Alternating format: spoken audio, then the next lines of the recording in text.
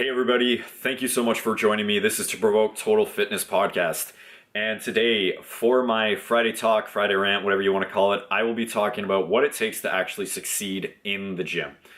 And obviously when you think about that, there's a few things that come to mind. You have to train consistently, you have to train hard, you have to train heavy, depending on, whatever your goals are. For me, it was trying to gain muscle and lose some body fat. So there's the obvious, what you have to do in the gym to actually succeed. There's the diet, there's the sleeping, there's supplements, all that sort of stuff that you can do to help succeed in terms of your fitness goals. What I want to talk about today is the other aspect of that, where it comes into the mental health side of things and, your mindset and actually visualizing what you picture your success as. I think a lot of the time when people actually get into the gym for the first time, they over-exaggerate what they want. Some people under-exaggerate, and some people are very realistic. The very realistic people are a small percentage in my experience. As a personal trainer, I think two people have come to me and said, in the next 6 months, I would like to lose 5 to 10 pounds. Which for their lifestyle and what they're willing to put into it, what they were telling me they were willing to put into it was realistic. I've had people that come in and say, I want to lose 30 pounds in 3 months, which can be realistic, but the way that they've been living their lifestyle and what they don't want to change is not realistic. So hopefully that makes sense. So what does it take to actually succeed in the gym and succeed in your fitness goals? I think that's really it, is your mindset, is understanding what it will take to actually push yourself to get to the point of where you want to be. There will be lifestyle changes. There will be diet changes. There will be, you'll have to organize your time better. Your social circle might actually diminish, or some of your friends just won't support you. Some of your family members won't support you.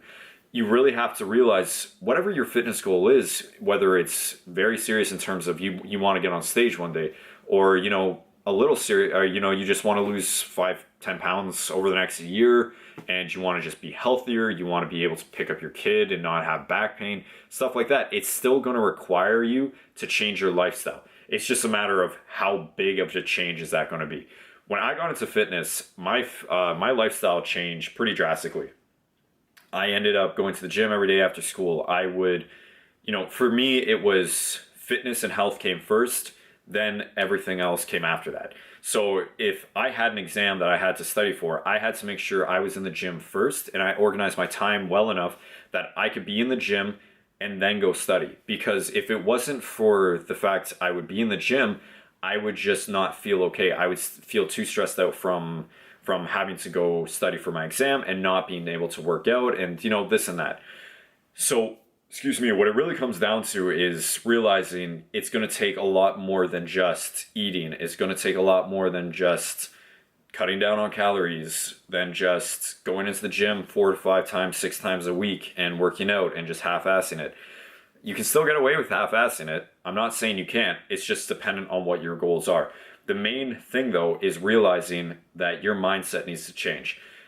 I think when people get into fitness, it needs to be not because they want to just lose the weight or gain the weight or improve their conditioning or do it for... It has to be, this is going to be my lifestyle, and I'm trying to be as healthy and I'm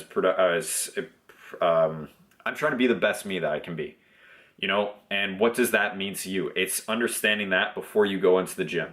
Or, I'm just saying this because I've been in that position of not knowing.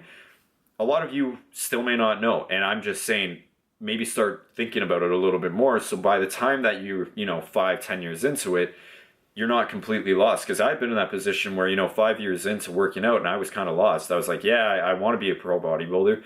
I want to do this, but I didn't know. And obviously the steps to get there are pretty easy. You work out, you eat right, and you sleep well, and boom, do that for 15 years and you could possibly become a pro bodybuilder.